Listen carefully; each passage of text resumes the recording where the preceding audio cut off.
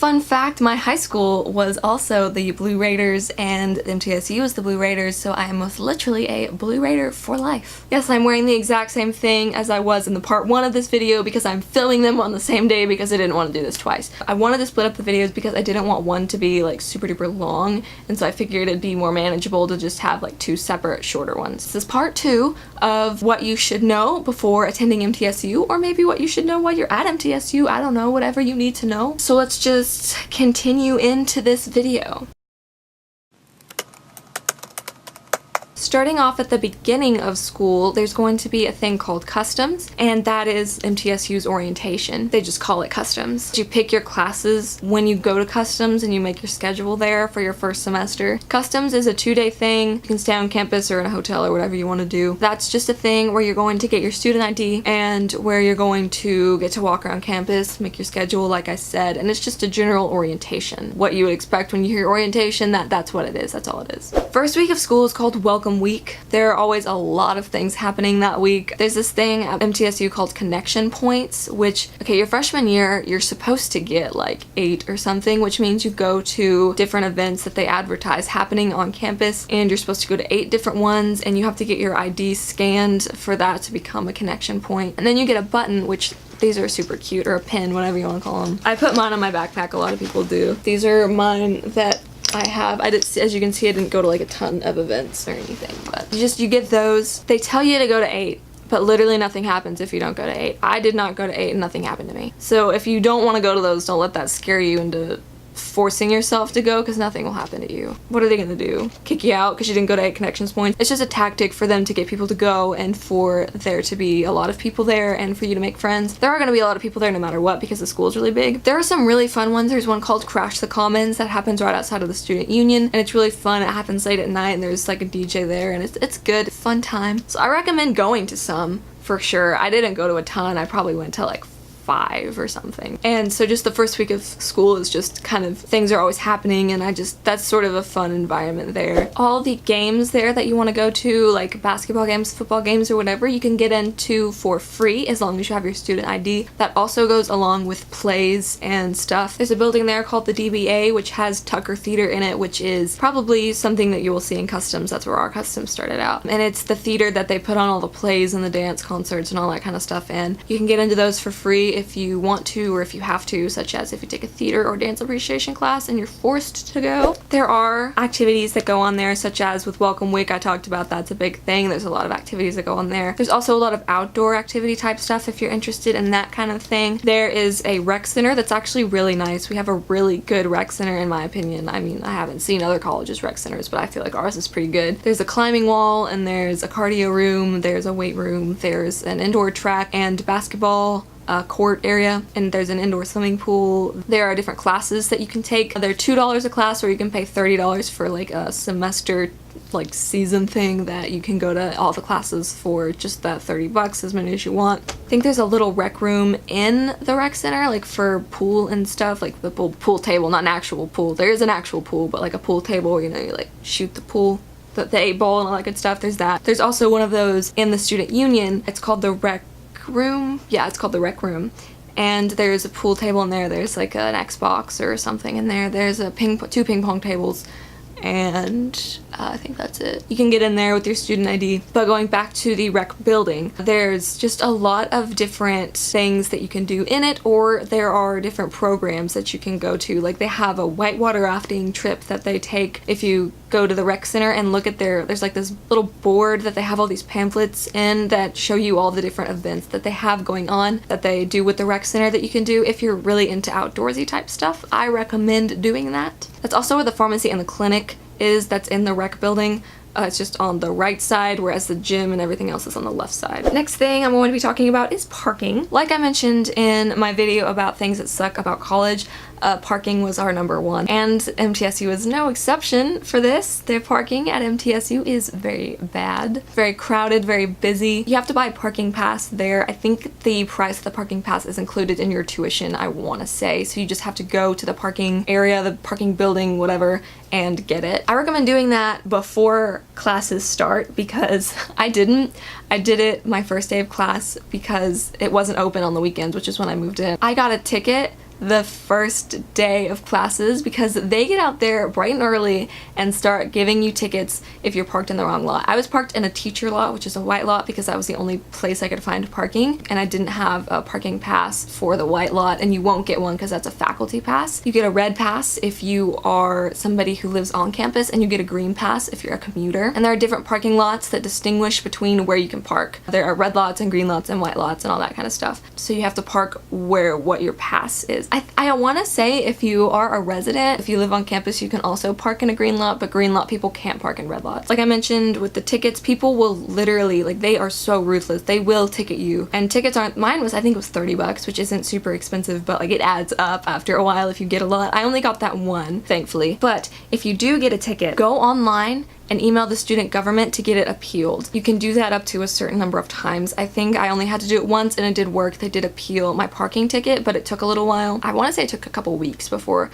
I got an email confirming that they had agreed to appeal it and that I would get my money back. But basically you just like go online and you tell them why you were parked where you were or why you got the ticket and why they should appeal it. Like just give your argument for it and they can appeal it for you. They might not necessarily do that. Like if you didn't really have an excuse, you just parked in the wrong spot, then they're probably not going to appeal it. But if you do have an excuse, they probably will. Talking about online, the two places online that you're going to want to get very familiar with is Pipeline and D2L. Pipeline is where you're going to be doing stuff that is more administrative based, such as paying your tuition and picking your classes and that kind of stuff all happens on Pipeline. D2L is basically where you get all of your class stuff. So when you have your classes, you're going to go to D2L and your like 5 classes or however many you have will be listed at the bottom, and that's where you can click on them and you can go in and you can see your assignments. You can see your Dropbox stuff all in D2L. So those are the two different sites. Depending on your professors, some professors do their online stuff on Pipeline, but that is very rare. I think I've only ever had one professor do that. Everybody else has always done them on D2L. Everybody hates D2L, by the way. I don't really have a problem with it, but it's like a big thing on campus. Everyone talks about hating it, especially professors. I don't really care. I think it's fine. I don't have a problem with it. I mean, you might. It's just a running joke apparently at NTSU that you just hate D2L. Class sizes will vary. You could have a lecture hall with 230 people in it. You could have another class that has 20 people in it. It's just going to depend on the classes. I'm in the honors program, like I've talked about in a couple of my other videos. Honors classes are all small. You're never going to get a big lecture class in the honors program because that's one of their big sells is the teacher to student ratio in the honors program. All honors classes are around 30 or less people, a lot of times even less than that. So class sizes are just gonna vary, but they can be very big or they can be very small. I recommend getting the MTSU app. It is a really good app to keep track of your classes if you have a problem with that. It still has all of my classes from last semester on it because I haven't started a new semester and I haven't put in my new classes yet. On the home page you can set it to see your schedule, so that way you can just look and see what your upcoming class is. I've used it even in the middle of a semester before if I'm just second guessing myself for some reason as to what time my class starts. Like, I don't know why I do this, but sometimes I second guess myself even though I know the answer. And so I'll just like get on this app really quick and see to make sure that yes, indeed my class does start at 12:40, not 12:30. It has all the emergency contact numbers that you might possibly need, such as the university police or the help desk. It has a section for upcoming dates, and then you can go to the side section and you can see a map of campus, which can be especially helpful your freshman year or just if you're going some new building on campus that you've never been to before. It also has a section for the buildings section, which is what I recommend if you ever get lost on campus or you're trying to find a building on campus. I recommend going into the buildings tab, typing in whatever building it is that you need to see, and then click map it, and it will show you a dot on the map of where you are and then a dot of where the building is, so that way you can find it better as opposed to just going to the map itself. And then going along with the buildings, you might have noticed that I've said things in abbreviations such as the JUB, the Bragg building, the DBA. Pretty much all the buildings on campus are abbreviated in some way, shape, or form, and that's how people refer to them. So I recommend, as opposed to learning the actual names of the building, you just learn the abbreviations because that's what everyone is going to refer to them as.